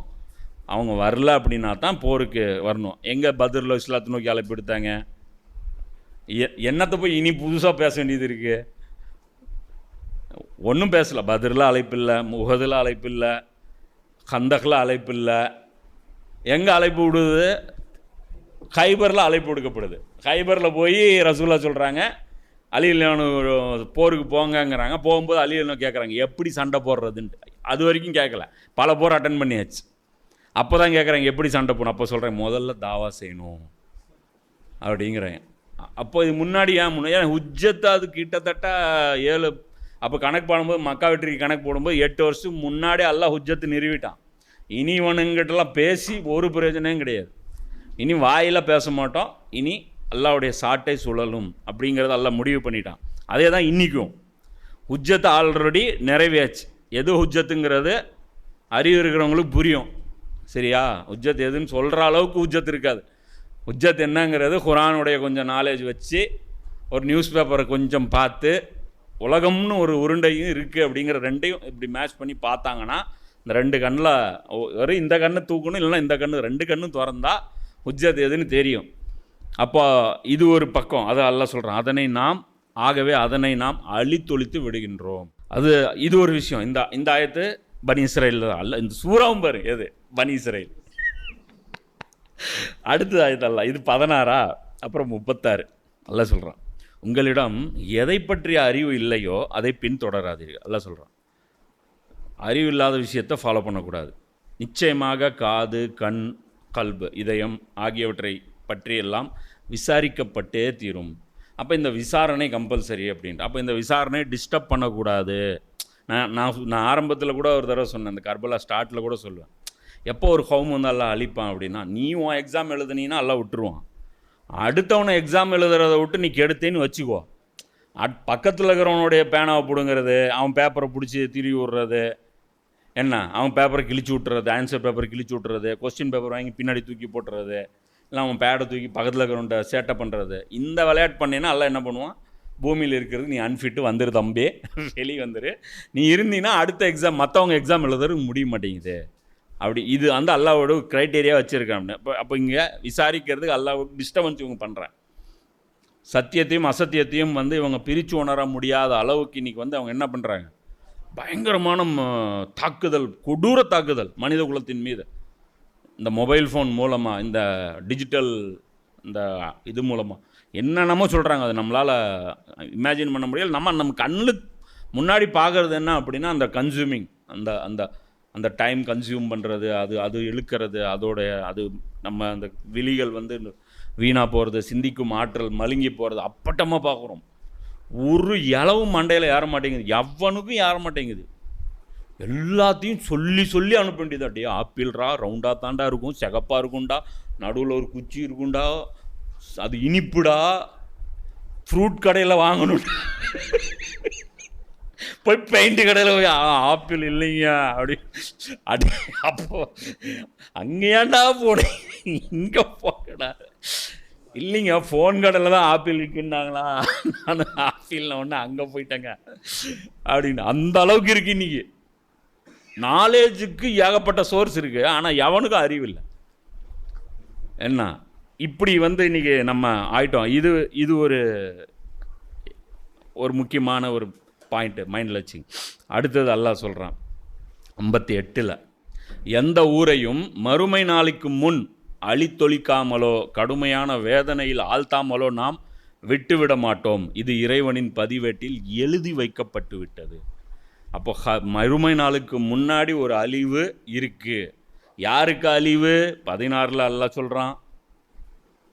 எதுக்கு அழிவு? இந்த விசாரணை. எப்போ அழிவு? மறுமைக்கு முன்னாடி. இது ஒரு கணக்கு. அப்போ இதுவும் பனி இஸ்ராயல்லே வந்துருச்சா? ஃபினிஷிங் டச்சப்பு, கடைசி 4 வசனம் அதே பனி இஸ்ராயல். அதற்கு மூசா கூறினார், அகத்தெளிவை ஏற்படுத்திக்கூடிய சான்றுகளை வானங்கள் மற்றும் பூமியின் அதிபதியான அல்லாவை தவிர வேறு எவரும் இறக்கி வைக்கவில்லை என்பதை நீ நன்கறிவாய். ஃபிரௌனை பார்த்து சொல்கிறார், உங்களுக்கு நல்லா தெரியும், இன்றைக்கி இருக்கக்கூடிய ஃபிரௌன்களுக்கும் அப்பட்டமாக தெரியும், இந்த உலகம் ஒரு படைப்பாளனால் படைக்கப்பட்டது. இது தான் பாடத்திட்டத்தில் கொண்டு வரணும்னு அவங்களுக்கு நல்லா தெரியும். திருட்டு பசங்க வேணுங்க. மனிதன் குரங்கிலிருந்து வந்தான்னு மால் ஃபங்க்ஷன் பண்ணுறானுங்க, கரப்ட் பண்ணுறானுங்க. இந்த சிலபஸுக்கு சயின்டிஸ்ட்டு எத்தனை சயின்டிஸ்ட் இதுக்கு ஆதரவாக இருக்காங்க, இந்த படைப்பு தியரிக்கு. அவன்லாம் சயின்டிஸ்ட்டுன்னு ஒத்துக்குவானா? இந்த சைத்தான்களை வந்து இப்போ நடிகையெல்லாம் வந்து மேலே வானத்துக்கு போயிட்டு வந்துட்டு இவங்க நிலவுக்கு போனதுக்கு என்ன, அதாவது இவங்க அது பண்ணதுக்கு எல்லாம் காரணம் என்ன அப்படின்னு பார்த்தீங்க, போனாங்க போல 2ஆம் பட்சம், அந்த டிபேட்லாம் நான் போகல. மொத்தத்தில் அறிவு எங்களிடம்தான் அதிகமாக உள்ளது. பிரமிக்க வைக்கிறது ஃபஸ்ட்டு, புரியுதுங்களா? ஹா அப்படின்னு அந்த ஆராய்ச்சி, பா என்ன மண்டடா இவனுக்கு, அப்போனா மூலகாரம் சொல்கிறது எல்லாமே கரெக்டாக இருக்கும் அப்படிங்கிற அந்த ஒரு கில்ட்னஸ் நமக்கு கொண்டு வர்றது முதல்ல. கொண்டு வந்துட்டு தப்பாக நம்மளுக்கு பாடம் நடத்த வேண்டியது. உண்மை இதில் நம்மளுடைய குறைபாடும் இருக்குது. ஏன் குரானை சிந்திக்க வேண்டிய நேரத்தில் சிந்திச்சிருந்தா நம்மலாம் 1300 வருஷம் முன்னாடியே ஃப்ளைட் விட்டுருக்கோம். ஒழுங்காக வந்து அலிலானுக்கு வந்து பையத்து நடந்துருந்துச்சுன்னு வைங்க, ஹுசைன் ரலியான காலத்திலலாம் ட்ரெயின், ஹசன் ரலியான காலத்தில் ட்ரெயின் வந்திருக்கும், ஹுசைன் ரலியான காலத்தில் ஃப்ளைட் வந்திருக்கும். என்ன அதுக்கப்புறம்லாம் அவங்களாம் வேறு லெவலில் அந்த வார்ம் ஹோல்ஸு ட்ராவலு அது இதுன்னு என்னன்னு எல்லாத்தையும் போட்டு அவங்க பின்னி பெடல் எடுத்துகிட்டு போய் 100 வருஷத்தில் ரசூல்லா சொன்ன மாதிரி பூமியில் யாரும் உயிரோடு இருக்க மாட்டாங்க, துனியாவும் வந்து கம்ப்ளீட் ஆகிருந்துருக்கும். அந்த அளவுக்கு டெக்னாலஜி டெவலப்மெண்ட்டு எல்லாம் வாரி அழைச்சிருப்பேன். ஏன்னா பூமியுடைய கருவூலங்கள் நபிக்காக தரப்பட்ட, தஜ்ஜாலுக்காக அல்ல. நீங்கள் யூஸ் பண்ணல, அவன் வந்து எடுத்து கொடுத்துட்டான். என்ன பண்ண சொல்கிறீங்க? 1300 வருஷமாக தண்டமாக கிடக்குது. இங்கேருந்து போட்ட ஹிஜாஸ் ரயில்வே அப்படியே சும்மா கிடக்குது. இங்கேருந்து ட்ரெயின் கடைசியாக விட்டாங்க இவங்க, ஓட்டமன் எம்பையர் இந்தியாவிலேருந்து தான் விட்டாங்க. விட்டுருந்தா எவ்வளோ நல்லா இருந்திருக்கும். பை ரோடு வாய்ப்பே இல்லை எங்கேருந்து போகிறதுக்கு. 1920 எங்கே இருந்துச்சு? பாகிஸ்தான் நாடே கிடையாது. இங்கேருந்து ஒரே ரோடு தானே இருந்துச்சு. போட்டுட்டு இருந்தான் பாதி ரயில் போடும்போது தான் இவங்க உள்ளே பூந்தாங்க. சரி பூந்தீங்களப்பா, மனித குல அதான் ஹரமுடைய சேவகர்களா, ட்ரெயினில் நீங்கள் கம்ப்ளீட் பண்ணியிருக்கணும். போட்ட ட்ரெயின் நோண்டு ஏறீங்கன்னா அப்போ உங்கள் பர்பஸ் என்னப்பாவா? சும்மா பொசுக்குன்னு ஹஜ்ஜுக்கு வரக்கூடாதுன்னு தானே. இப்போ கும்பமேளாக்கு எப்படி 50 கோடி பேர் போனாங்களோ அந்த மாதிரி போயிடுவாங்களா? பொசுக்குன்னு ட்ரெயின் விட்டிங்கன்னா உலகத்திலே அதிகமான பயணம் செய்யக்கூடிய ட்ரெயின் எதுவாக இருக்கும்? இந்த ட்ரெயினாக தான் இருக்கும். பை ட்ரெயின் ஆப்ஷன் ஒன்று வச்சுருந்தாங்கன்னா இந்நேரம் என்ன டெவலப்மெண்ட் ஆகிருக்கும். என்ன அது சுருக்கி இடம் இல்லையாம். அல்லாவுடைய ரசூலும் பாருங்களேன் எவ்வளோ ராங்கான இடத்த செலக்ட் பண்ணிட்டாங்க ஹரமுக்கு. 200 கோடி பேர் உம்மத்து வச்சுக்கிட்டு வெறும் 20 லட்சம் பேர் ஹஜ்ஜு பண்ணுற மாதிரி ஒரு கன்ஜஸ்டட் ஏரியாவாக ரசூல்லா போய் செலக்ட் பண்ணி நம்மளை வந்து எவ்வளோ பெரிய சிரமத்தில் தள்ளிட்டாங்க பார்த்தீங்களா? அங்கே தவாஃப் பண்ணுற இடமே இல்லை பார்த்தீங்களா? இந்த பக்கம் போனால் கிளாக் டவர் முட்டுது, அந்த பக்கம் போனால் லீஜார்டின் முட்டுது. எங்கே ஒரு தவாஃப் ஒரு ரவுண்டு கம்ப்ளீட் பண்ண முடியல, அது கூட ஹாஃப் ரவுண்டாக பண்ணி வச்சுருக்காங்க. எவ்வளோ ஃபெசிலிட்டி! ஏன்டா பாலைவனம் பாது 220 கோடி பேர் அசால்ட்டாக தவாஃப் பண்ணலாம். அவ்வளோ பெரிய பரப்பு, மண் செடி பிடுங்கக்கூடாதுன்னு நீங்கள் நினச்சாலும் பிடுங்க முடியாது, செடியே இல்லை. சரியா? எவ்வளோ ஃப்ளாட் எர்த்து. உனக்கு கண்ணு கட்டின தூரம் வரைக்கும் அந்த மதீனாக்கு 400 கிலோமீட்டர் நானும் போகிறேன், அப்படி பார்த்துட்டே இருக்கிறேன். கண்ணு கட்டின தூரம் வரைக்கும் அப்படியே ரோடு தெரியுது ஸ்ட்ரைட்டாக. அங்கெல்லாம் 400 கிலோமீட்டரில் தான் இந்த ரெட்புல் கார்லாம் விட்டு வெஸ்டாப்பன்லாம் விட்டு அவன் 500 போயிடுவான். அந்த மாதிரி ஒரே அழகாக தெரியுது ரோடு. அப்போது இவங்களுடைய டெக்னாலஜி அந்த லட்சணம் இவங்களுக்கு புரியும். எப்போவுமே வழிகேட்டில் இருக்கிறவங்க பாருங்கள், அவனுக்கு தான் முதல்ல ஹக்கு புரியும். மூசா நபி போய் ஃபிரௌன்ட்டு மக்கள்கிட்ட பேசிகிட்டு இருப்பார், புரிஞ்சுக்கிறது ஃபிரௌன் பேசுனா, அப்பா தம்பி இங்கே வா, இங்கே வா, அங்கே பேசாது, இங்கே வா. ஏன்னா எவனுக்கு புட்டுக்கிட்டு போகுமோ அவனுக்கு தான் முதல்ல தெரியும். இப்போ உங்கள் வேலைக்கு ஆப்பு வைக்கிற மாதிரி நான் வரேன்னு வச்சுக்கோங்க. ஏன்ப்பா இவர் ஃபாரூக் வேலை செய்கிறாரு, அவரோட பெட்டராக வேலை செய்கிறதுக்கு நான் இருக்கிறேன், அவரோட கம்பியை வம்பளத்துக்கு வேலை செய்கிறேன்னொன்னே முதல்ல பதறது இவராக தான் இருக்கும். ஐயோ பாவி வந்துட்டானே என் பொழப்பு கெடுக்கிறதுக்கு, ஏற்கனவே சேலரி 10 லைன்னு கேட்டுட்டு இருந்தேன் அப்படிங்கிற மாதிரி அப்படியே போயிடும். அவ்வளோதான், லெட்டர் போட்டுற வேண்டியதான்ட்டு. அந்த மாதிரி என்ன பண்ணுறான் டக்குன்ட்டு. மூசா நபி சொல்கிறார், நீ நன்கறிவை. ஃபிரௌன் என்ன சொன்ன? இல்லையே எனக்கு தெரியாதே. அதானே சொல்லணும். இல்லைங்க நீங்கள் பேசுகிறது என்னமோ எனக்கு புரியலைங்க, நீங்கள் என்னென்னமோ பேசுகிறீங்க, அது ஏதோ வானங்கிறீங்க, வானத்துக்கு அந்த பக்கம் ஏதோ ஒரு ஆட்சி இருக்குங்கிறீங்க, அங்கே ஏதோ ஒரு நிர்வாகம் இருக்குது, மலக்குங்கிறீங்க, கண்ணுக்கு தெரியாத என்னென்னத்தையோ உலக சுற்றுறீங்க, அதெல்லாம் எங்களுக்கு கன்ஃபியூஸாக, அதெல்லாம் நிச்சயமாக நான் உன்னை நாசத்திற்குள்ளாக்கக்கூடிய மனிதனாகவே கருதுகிறேன் அப்படின்னு சொன்னதுக்கு அவன் பதில் கொடுத்தானா? கொடுக்கல. ஏன்னா அவன் ஒத்துக்கிறான், ஆமாம் எனக்கு தெரியும். மீனிங் என்ன? மௌனம் சம்மதம் தானே.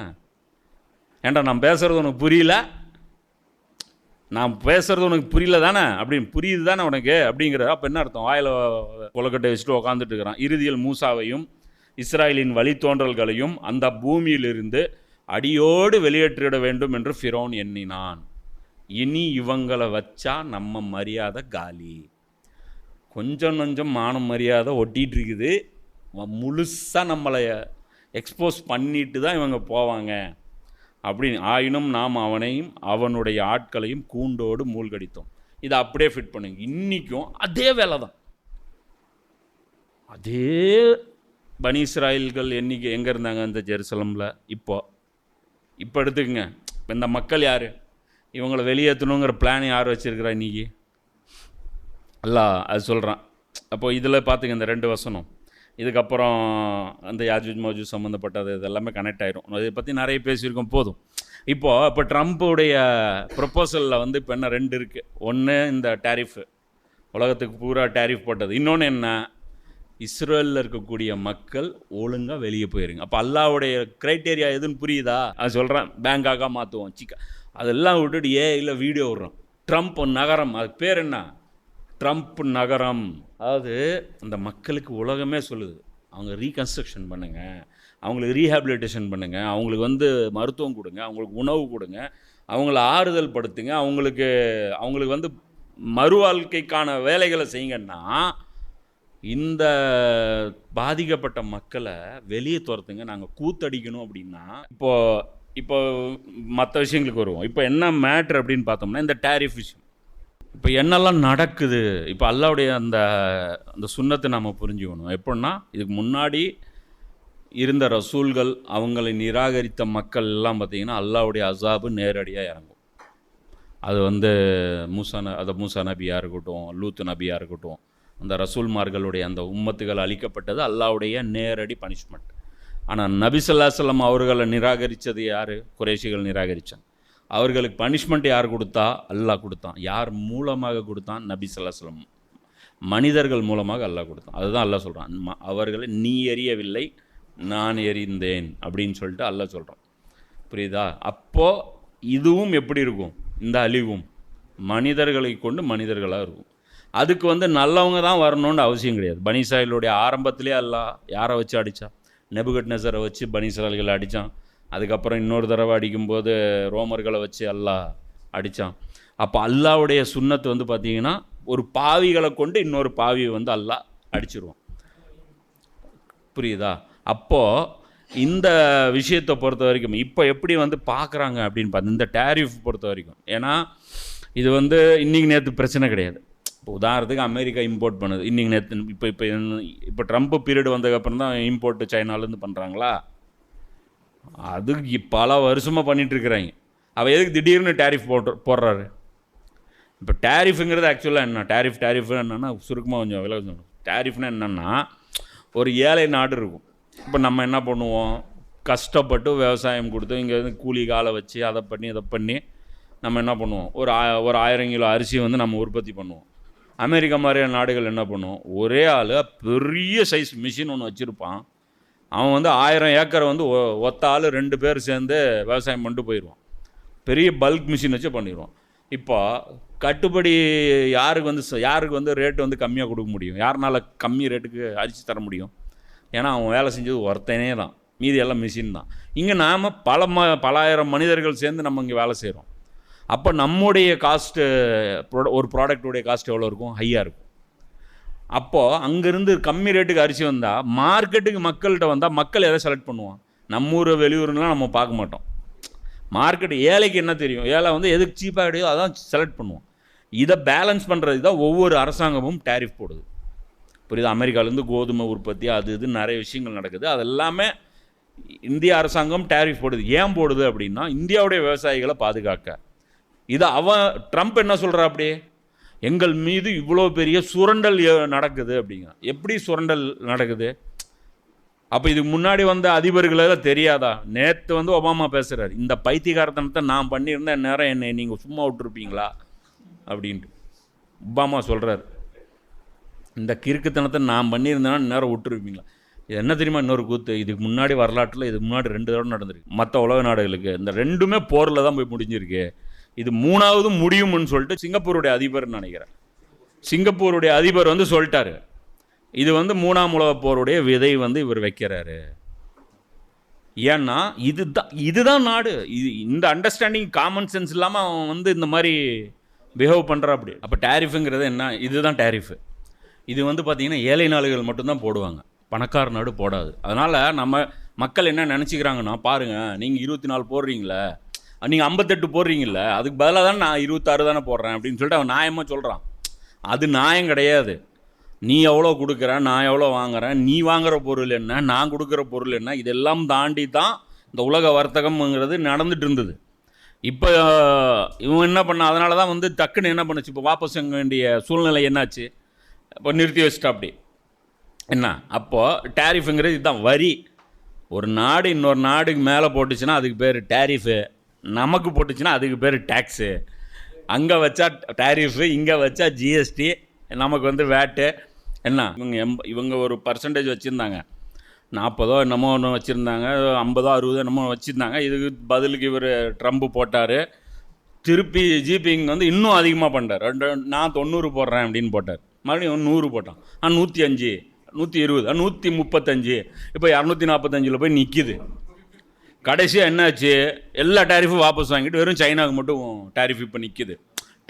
மெயின் டார்கெட்டு சைனா தான். இப்போ எல்லா டேரிஃபும் நின்றுச்சு. இப்போ சைனா மட்டும். அப்போ நல்லா தெரியுது, அப்பட்டமாக பிளானோட தான் சீண்ட போகிறாங்க அப்படிங்கிறது. சீன்றது சாதாரண ஆள் கிடையாது, மிகப்பெரிய ஒரு பொருளாதார சக்தி அது. இப்போ சைனா என்ன பண்ணுது, சைனா பிரிக்ஸில் இருக்குது. இந்தியா, சைனா, ரஷ்யா, என்னது India, south Africa, Brazil, BRICS இருக்குது. இப்போ பிரிக்ஸ் ஸ்ட்ராங் ஆயிரும். இப்போ அடுத்தது தான் இது. அதான் பாருங்க, எல்லாம் வந்து சிலரை கொண்டு சிலரை வீழ்த்துறான்.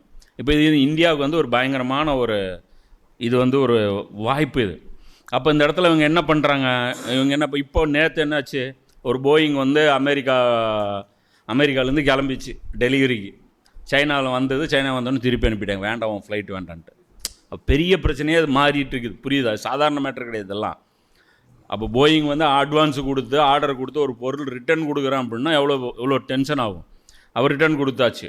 இப்போ டேரிஃப் வந்து பார்த்திங்கன்னா பயங்கரமாக இப்போ முட்டிட்டு நிற்கிது. இப்போ சைனா என்ன பண்ணியிருக்கான், இப்போ ஒரு ஸ்கீம் அனௌன்ஸ் பண்ணியிருக்கான். 250 மணி நேரம் வீசா ஃப்ரீ. வீசாவே வாங்க வேண்டியதில்லை, சைனாவுக்கு டிக்கெட் மட்டும் வாங்கினா போதும். 250 மணி நேரம் உள்ளே வந்து நீங்கள் சுற்றலாம், எந்த பொருள் வேணாலும் நீங்கள் ஷாப்பிங் பண்ணலாம், 30% டிஸ்கவுண்ட்டு. இப்போ என்ன பண்ணுறாங்க, அமெரிக்காவிலேருந்து டைரெக்டாக போகிறாங்க. ஃப்ளைட்டை பிடிச்சிட்டு போனால் அங்கே வாங்கினா ஒரு பொருள் 300 ரூபா, இங்கே வாங்கினா 70 ரூபா. போயிட்டு நான் இது வாங்கினேன், நான் அது வாங்கினேன், எனக்கு ஏன்னா எல்லா பிராண்டும் அங்கே இருக்குது. அதுவும் இல்லாமல் அவங்க அப்பம் பிராண்டும் அங்கே இருக்குது. என்னது இது, ஹுவாயே, அவங்கள தூக்கி சாப்பிட்ற பிராண்டும் அங்கே ஆல்ரெடி இருக்குது. அது என்னாச்சு, பேக் ஃபயர் ஆயிடுச்சு இப்போ அவனுக்கு. என்ன இப்போ நமக்கும் நல்ல வாய்ப்பு, எல்லாம் எலக்ட்ரானிக்ஸு பொருள், கார் ஸ்பேர் பார்ட்ஸு எல்லாமே சீப்பாக நமக்கு வரும். ஆனால் நமக்கு வராது. பெனிஃபிட் இப்படி இந்த பாக்கெட்டுக்கு வந்து நம்ம பணம் வந்து இந்த பாக்கெட்டுக்கு போயிடும், இந்தியாவுக்குள்ளே வரும். அது வரைக்கும் பெனிஃபிட் வரும். அதுக்கப்புறம் இந்தியாவுக்குள்ளே வந்து ஸ்ப்ரெட் ஆகாது. டைரெக்டாக வந்து பைப்லைன் வச்சு குஜராத்துக்கு டைரெக்டாக அது போயிடும். அது அப்போ இது நல்ல வாய்ப்பு. இந்தியா வந்து எவ்வளோ பர்ச்சேஸ் பண்ணலாம், எல்லாம் ரா மெட்டீரியல்லாம் விலை பயங்கரமான குறைவு வந்து வாய்ப்புகள் இருக்குது. ஆனால் எதுவும் குறைக்க மாட்டானுங்க. ஏன்னா குறைச்சிட்டா மறுபடியும் ஏற்ற முடியாது, பிரச்சனை ஆயிரும். எல்லாம் பிஸ்டன்னு, அது ரா மெட்டீரியல், இரும்பெல்லாம் இப்போ தர ரேட்டுக்கு கொடுக்குறாங்க. இப்போ சைனாவில் வந்து பார்த்திங்கன்னா பயங்கர சீப்பாக கொடுக்குறாங்க. ஏன்னா யூரோப்புக்கு போகிற ஃபுல் இரும்பு எங்கேயாவது டம்ப் பண்ணி ஆகணும், என்ன பண்ண முடியும், எங்கேயாவது சரக்கு கொண்டு போய் டிஸ்பேச் பண்ணி ஆகணும். அப்போ பயங்கர போட்டியாக இருக்குது. இப்போ அதனால் பார்த்திங்கன்னா இதை விலைகள்லாம் ரொம்ப போய்ட்டுருக்கு. இப்போ இதை பைபிள்லேயும் இது ஒரு முன்னறிப்பு வந்து ஒரு ஆள் வந்து ஒரு சொல்கிறார் உஸ்தாது. அது பார்க்கும்போது அல்ஹம்துலில்லாஹ் அது பொருத்தமாக இருக்குது.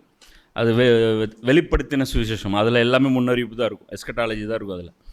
அதில் வந்து 17வது அதிகாரத்தில் வந்து பார்த்திங்கன்னா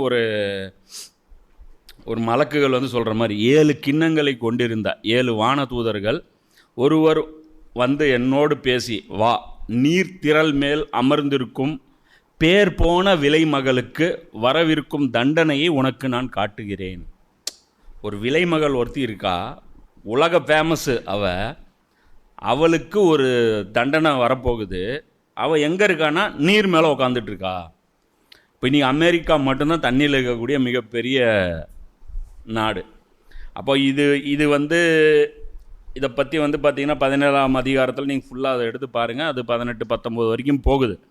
அது கடைசியாக மட்டும் நான் பேசிடுறேன். அதில் மெயினாக இது மட்டும் நான் டச் பண்ணிடுறேன். என்னென்னா, நீ கண்ட அதாவது அந்த விலங்கு அதை பற்றிலாம் சொல்லும்போது அது சொல்லுது என்ன சொல்லுது, அந்த வசனங்கள்லாம் 17:9 சொல்லுது, இதை புரிந்து கொள்ள ஞானம் தேவைப்படுகிறது. இந்த ஓமானங்களை புரிஞ்சுக்கிறதுக்கு ஹிக்மத் தேவைப்படுது. அந்த 7 தலைகளும் அப்பெண் அமர்ந்திருக்கும் 7 மலைகளை குறிக்கும், 7 அரசர்களை குறிக்கும். அது மாதிரிலாம் சொல்லிட்டு அவர்கள் ஒருமனப்பட்டவராய் தங்கள் வல்லமையையும் அதிகாரத்தையும் அந்த விலங்கிடம் ஒப்படைத்தார்கள். இவங்க எல்லாரும் அந்த யூரோப்லாம் சேர்ந்து தான் இவங்களை லீடராக்கி நேட்டோக்கு நீ தான் லீடரு அப்படின்னு சொல்லி ஆக்குனாங்க அப்படின்னு சொல்லிட்டு கடைசியாக அவங்களுக்குள்ள பிரச்சனை வரும் அப்படிங்கிறேன். அது சொல்லிட்டு, ஏனெனில் கடவுள் தமது நோக்கத்தை நிறைவேற்றவே அந்நாட்டினரின் உள்ளங்களை தூண்டிவிட்டார். அதாவது அந்த தலைமை தாங்கின நாட்டுக்கு எதிராக இந்த நாடுகள் திரும்பும். ஏன் இது திரும்பும் அப்படின்னா, கடவுள் அப்படி இவனை பழி வாங்கணும்னு முடிவு பண்ணிட்டாரு அப்படிங்கிறது. அது மலக்குகள் அவங்க விளக்கம் சொல்கிறாங்க. அவரது வாக்கு நிறைவேறும் வரை அவர்கள் ஒருமனப்பட்டவராய் தங்களது ஆட்சியை அந்த விலங்கிடம் ஒப்படைத்ததும் அதே காரணத்தினால்தான் நீ கண்ட அந்த பெண் மண்ணுலக அரசர்கள் மீது ஆட்சி செலுத்தும் மாநகர் ஆகும். உலகத்தில் இருக்கக்கூடிய அரசர்கள் மீது ஆட்சி செலுத்தும் பெரிய நகரம், சூப்பர் பவர். அது கடலில் இருக்கக்கூடிய சூப்பர் பவர். இது போல் தான் இங்கிலாண்டுக்கும் பொருந்தும், அமெரிக்காவுக்கும் பொருந்தும்.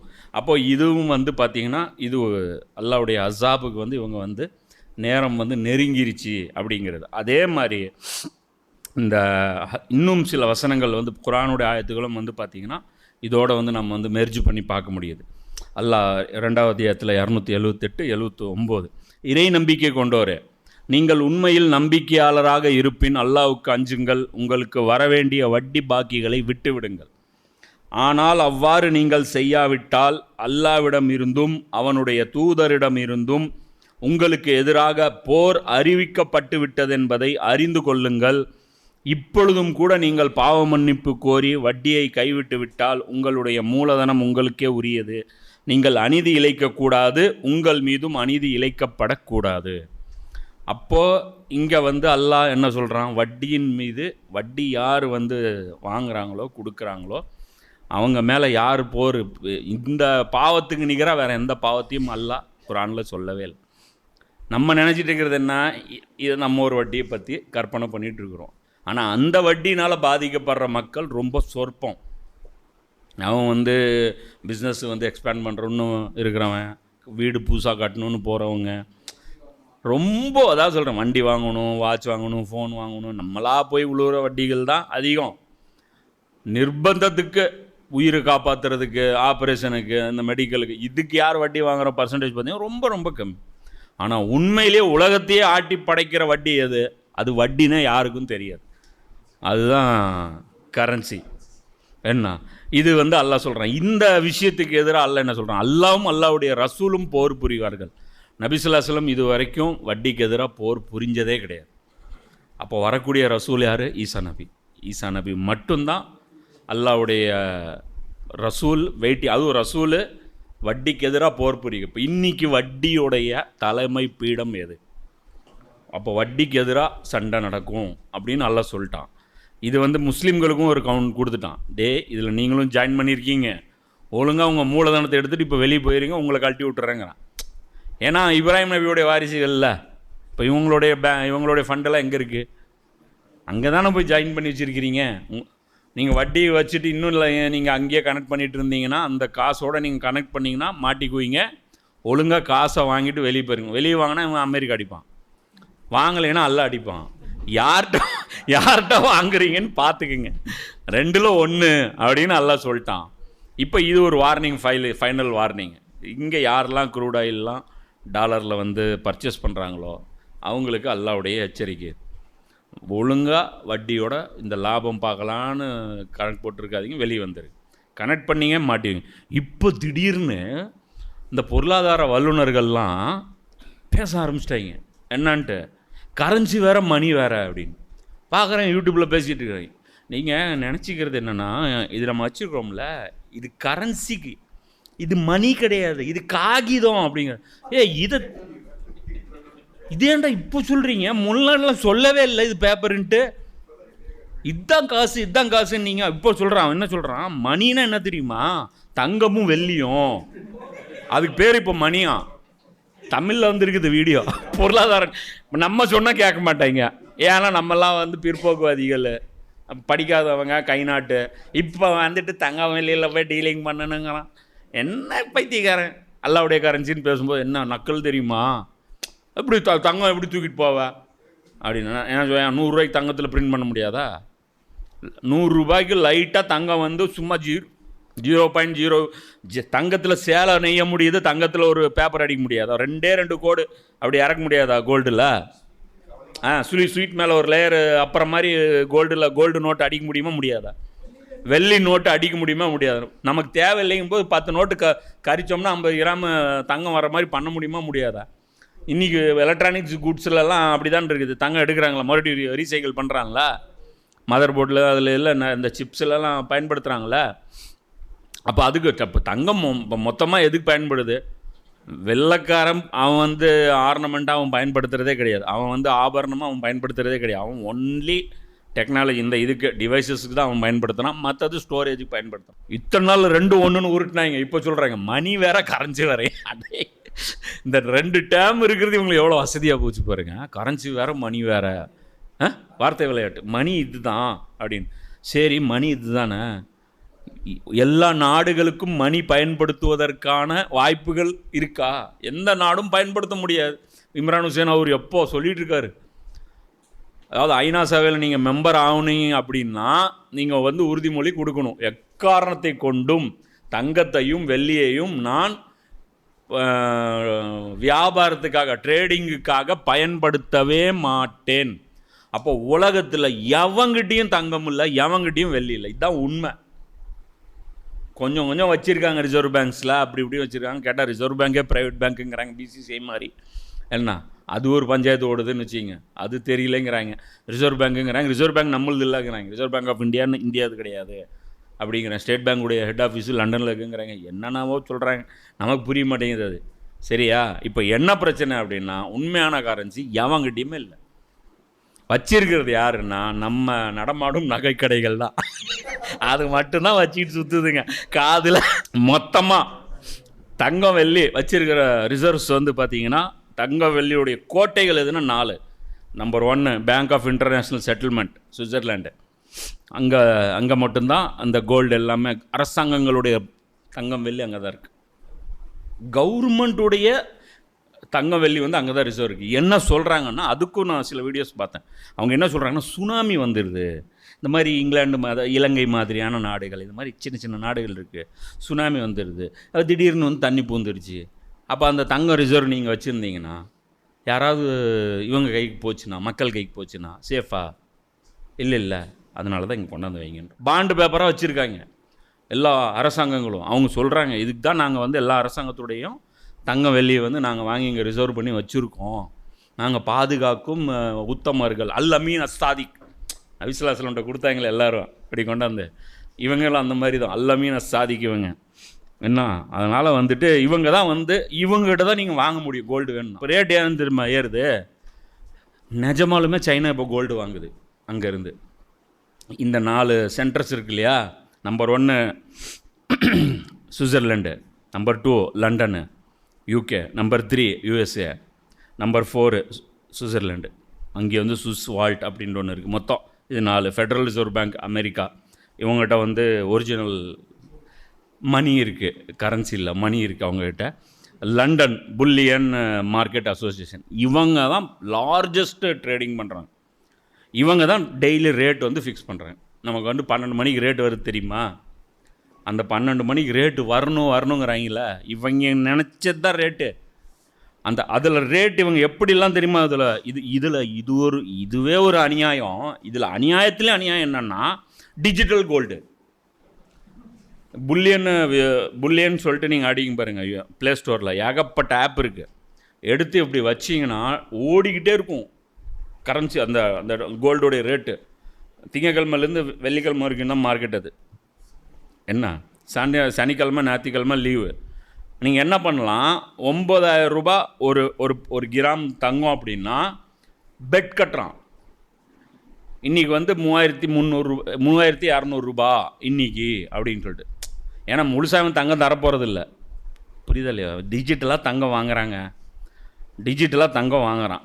தங்கம் எப்படி அதை டீல் பண்ணுறாங்கன்னா, இவன் தங்கம் வச்சுருக்கான், யார் இந்த புல்லியன்கிறவன் வச்சுருக்கான், யார் இங்கிலாண்டுடைய அந்த ஹெட் குவார்ட்டர்ஸ் வந்து வச்சுருக்கான், அவனுடைய ஏஜென்ட் இங்கே இருக்கான். அப்போ இவனுங்க கிட்ட தங்கம் இருக்குங்கிறது எல்லாருக்கும் தெரியும். அப்போ இவன் என்னங்கிறான், தங்கம் நீ என்கிட்ட வாங்கிக்கோ, இன்வெஸ்ட்மெண்ட் பண்ணு அப்படிங்கிறான்.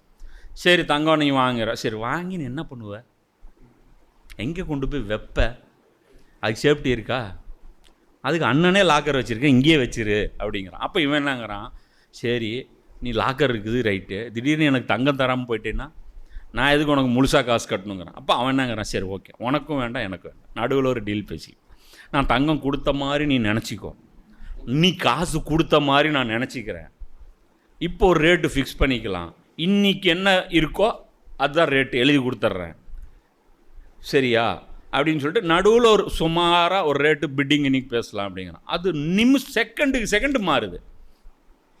டக்கு 3267 8 9 10 20 அப்படின்னு பிட்டிங் நீ ஃப்ரீஸ் பண்ணிட்டீங்கன்னா அந்த 3000 ரூபா மட்டும் உங்கள் அக்கௌண்ட்லேருந்து டிடெக்ட் ஆயிரும்.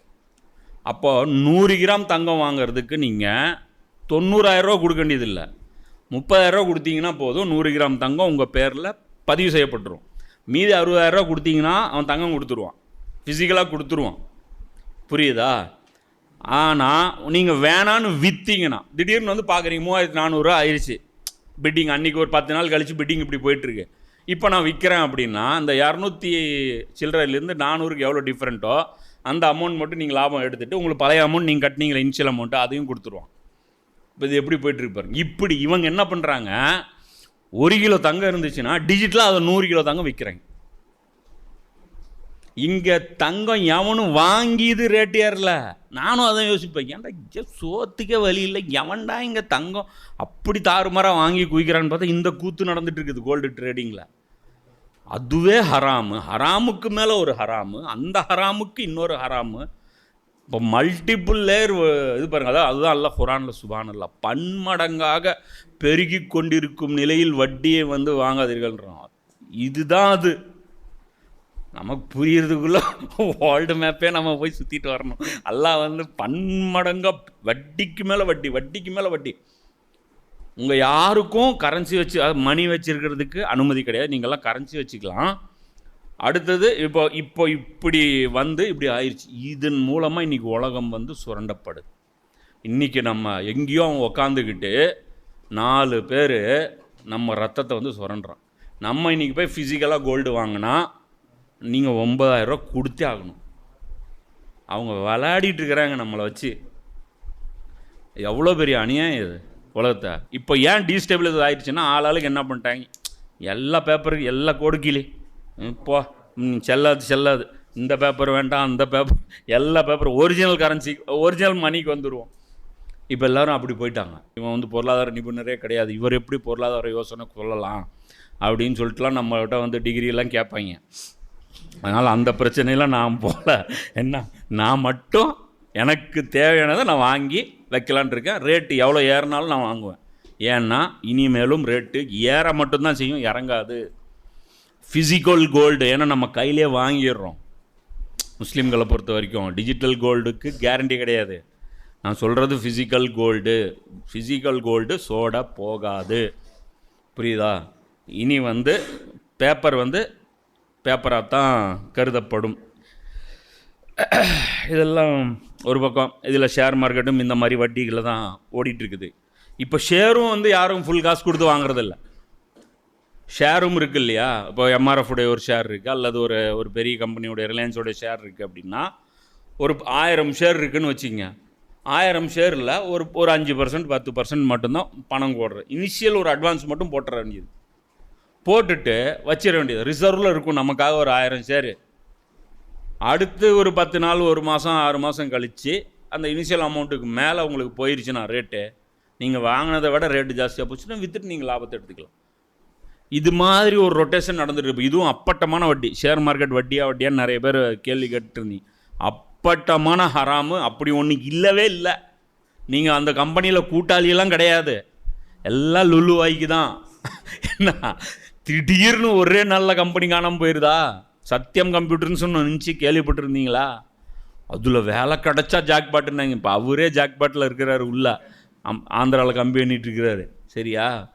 அது மாதிரி இந்த நிறுவனங்களுடைய ஷேரு இது மேலே போகிறது, இது எங்கேயோ போயிருச்சு, இது என்னை தூக்கி விட்டுருச்சு, என்னை கவுத்து விட்டுருச்சு, இது எல்லாமே வட்டி, இது எல்லாமே ரிபாவில் வரும். ரிபானா என்ன? மோசடின்னு அர்த்தம். சிம்பிளாக சொல்லப்போனால் உழைக்காமல் என்ன, இது எல்லாமே வந்து வட்டினா என்ன அப்படின்னா வெறுமனே லாபம், ஒரு உழைப்பும் இருக்காது. அந்த உழைப்பும் இல்லாமல் வெறுமனே லாபத்தை, அதுவும் லாபத்தை மட்டுமே சார்ந்து இயங்குவது, இது எல்லாமே என்ன, நஷ்டமே வராது அப்படிங்கிற அந்த ஒரு ரிஸ்க்கு வந்து ஃபேக்டரே வந்து அதில் இருக்காது. அது மாதிரி இது. சரி, ரைட், ஓகே, இதோட முடிச்சிக்கலாம் இன்ஷா அல்லாஹ். வாஹிர் தாவானா அனில் அல்ஹம்துலில்லாஹி ரப்பில் ஆலமீன். அஸ்ஸலாமு அலைக்கும்.